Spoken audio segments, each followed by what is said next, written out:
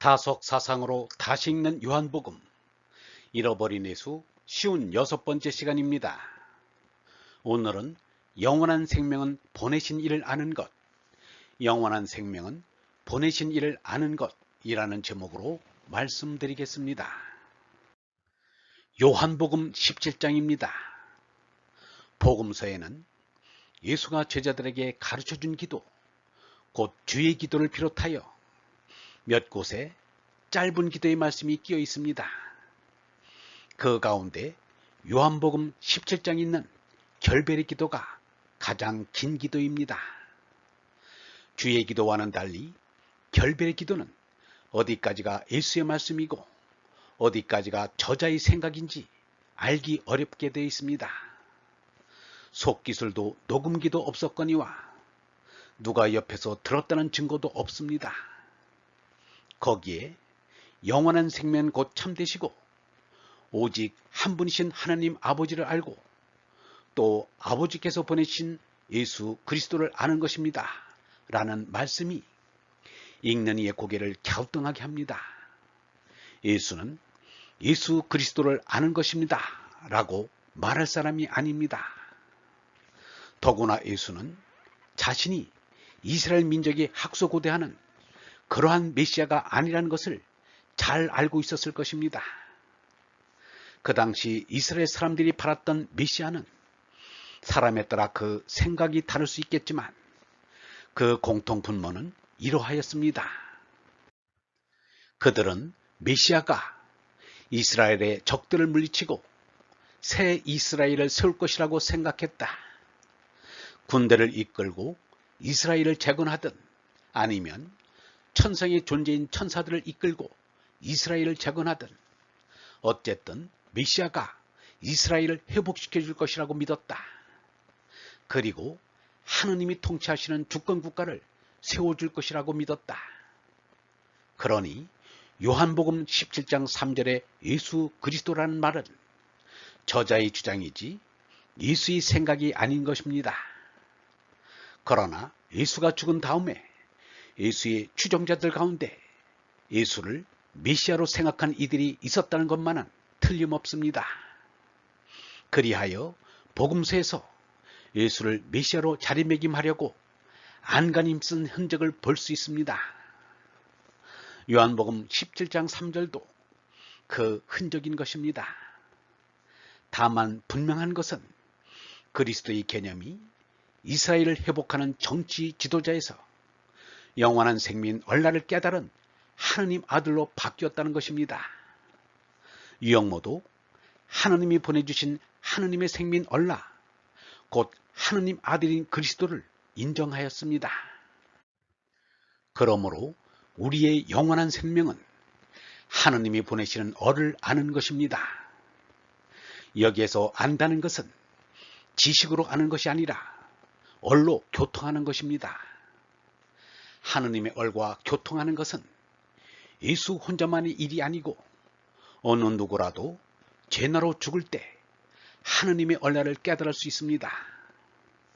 예수를 비롯하여 석가, 노자, 공자, 장자, 맹자가 모두 얼라로 손난 이들이라 그들의 말씀이나 삶이 거의 일치합니다.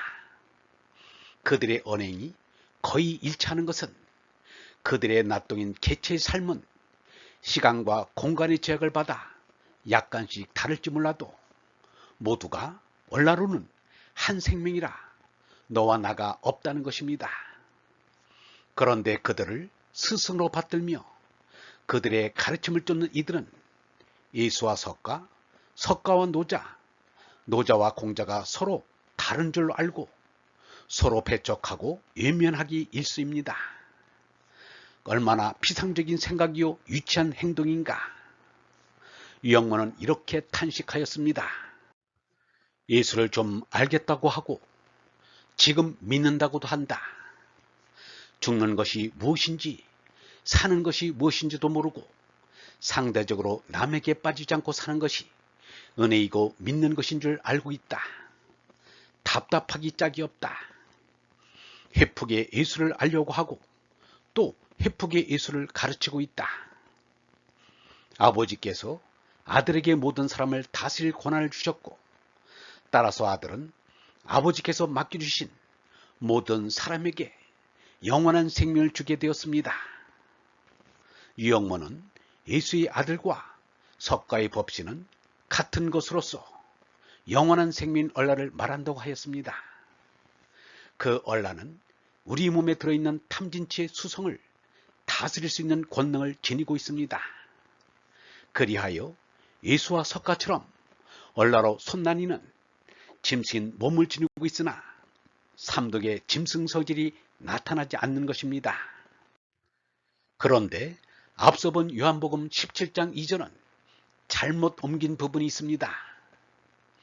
아들에게 모든 사람을 다스릴 권한을 주셨고 해서 모든 사람은 온몸으로 바로잡아야 합니다. 모든 사람으로 번역된 파세스 사르쿠스의 원뜻을 보면 그리스어의 파세스는 모든이고 사르코스는 육체란 뜻입니다. 얼라는 온몸의 짐승 성질을 다스리는 권능을 지니고 있습니다. 그리하여 얼라는 깨닫는 모든 이에게 영원한 생명이 되는 것입니다. 그런데 온몸을 모든 사람이라고 옮겼으니 예수의 말씀을 바로 알아듣지 못한 것입니다. 그러면서 2000년을 지내온 것입니다. 예루살렘의 인구가 예수 때는 5만 명쯤 되었고 3세기 말이 되어서 12만 명에 이르렀습니다. 모든 사람은커녕 예루살렘의 5만 명만 잘 다스려졌어도 예수가 십자가에 못 박히는 참혹한 일은 일어나지 않았을 것이 아닌가. 유영모는 상대 세계에서는 못쓸 삼독을 우리에게서 뽑아내야 한다. 삼독은 우리의 원수이다. 얼라로 솟나서 하느님과 이어지지 않으면 몸이 지닌 삼독의 욕망에서 헤어날 수 없다 라고 말했습니다. 예수 석가를 비롯한 얼라로 솟난 이는 얼라가 짐승 성질을 다스려 얼라의 권위가 빛난 것입니다.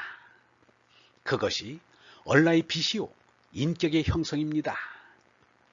주의 기도에서 아버지의 나라가 오게 하시면은 얼라의 권위가 제나의 의식을 다스려 짐승 성질이 날뛰지 않게 하여 달라는 기도인 것입니다. 우리의 의식이 곧 마음인데 마음이 곧 얼라는 아닙니다. 마음은 상대적인 것으로 생사의 제한을 받습니다. 마음은 제한을 받습니다. 마음을 크게 제한하는 것은 생사입니다. 산 사람의 마음이 죽은 뒤에도 있다는 괴성한 말이 나오는데 마음은 생과 사라는 커다란 원칙 앞에서 제한을 받습니다. 얼라가 사람의 마음을 거느려 짐승 성질을 없앱니다. 사람의 마음이 그대로 영원한 생명은 아닙니다. 유영모는 마음의 정체를 이렇게 분명히 밝혔습니다. 마음은 덧없는 것이다. 심무상이다. 나는 예수 믿어 하고는 그 다음에 하는 말이 흔히 마음 하나만 잘 쓰면 되지 라고 한다. 이렇게 말하는 사람은 마음이 덧없다는 것을 모르고 있다. 즉심 시불이라고도 하지만 마음이 모든 죄악의 괴수라고도 했다. 내가 마음의 스승이 되어야지 마음을 너의 스승으로 하지 말라고 하였다. 마음에 따라가서는 안 된다. 마음이라는 것은 어떤 의미로서는 영원성 있는 얼라를 대표할 수 있다. 그러나 마음이라는 것은 그대로는 안 된다. 벗어버릴 것이 여간 많지가 않다. 벗어버릴 것 버리고 가야 한다. 마음도 멸거하여야 한다. 그러한 뒤에 직진하여야 한다. 참에 이르러야 한다는 것이다. 여러 가지 말을 해서도 참에 도달하지 않으면 아무짝에도 못 쓴다. 곧 아버지의 나라가 오게 하시면은 성령이 임하옵시고 인 것입니다. 성령은 지금 줄곧 우리 정신 위에 내려옵니다. 그런데 슈바이처까지도 잘못 알고 있습니다. 예수는 머지않아 초자연적인 하느님 나라가 출현하리라고 전했지만 그 초자연적인 하느님 나라가 실현되지 않았다. 그렇기 때문에 사실의 예수는 실수할 수 있다고 생각하지 않을 수 없다. 얼마나 어이없는 곡해인가. 어레 나라의 성령이 우리에게 줄곧 오고 있습니다. 그런데 슈바이처는 하느님 나라가 실현되지 않았으며 그러므로 그것은 예수의 실현이라는 것입니다. 얼토당토하는 망발입니다. 예수는 실현한 것이 아니라 사실을 사실대로 바르게 말한 것입니다. 사람의 착각이란 깨닫기 전에는 알지 못합니다. 시인 천상병은 하느님이 탄생하기 전에 우주는 완전한 무가 결정하여 유가 됐을 것이고 그 처음의 유가 하느님이었을 것이다 라고 말했습니다. 그런데 사실은 그 무가 하느님인 것입니다. 천상병이 하느님을 생각했다는 사실은 감동스러우나 하느님에 대한 생각은 미숙함을 면치 못하였습니다. 그 정도의 하느님이라도 생각한 것은 천상병이 하느님을 사랑하는 마음이 있었다는 뚜렷한 증거입니다. 아주 고맙게 생각합니다. 얼본 여러분, 영원한 생명은 곧 참되시고 오직 한 분이신 하나님 아버지를 알고 또 아버지께서 보내신 어를 아는 것입니다. 어를 안다는 것은 어리신 하느님과 얼로 교통하는 것입니다. 하느님의 얼과의 교통은 죄나로 온전히 죽고 하느님의 얼나로 온전히 깨어나야 합니다. 깨어나는 것은 하느님의 생명인 얼로 거듭나는 것입니다. 얼로 거듭난 얼 생명은 하느님과 하나입니다.